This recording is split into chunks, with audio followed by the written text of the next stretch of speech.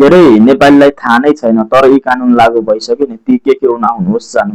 विधवा महिला अर्थात् एकल महिलाले अर्को बिहे गरेमा पूर्वपतिबाट पाएको सम्पत्ति चाहिँ अब कसै फिर्ता गर्नु पर्दैन र आफैसँग राख्न पाउनेछन्। पहिला चाहिँ यदि अर्को बिहे गरेको खण्डमा पूर्वपतिको छोराछोरी भए छोराछोरीलाई फिर्ता गर्नुपर्ने थियो र अब चाहिँ कसैले फिर्ता गर्नु पर्दैन, आफैले राख्न पाउनेछन्।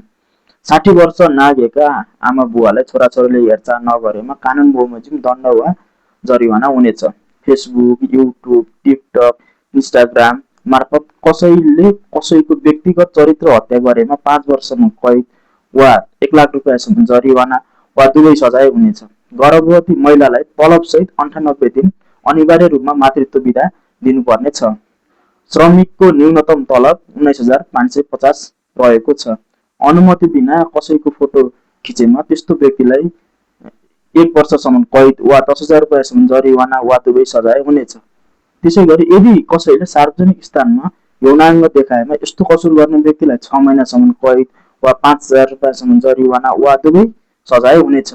यस्तै जानकारीमूलक भिडियोको हेर्नको लागि चाहिँ मेरो पेज चाहिँ फलो गरिदिनु होला। धन्यवाद।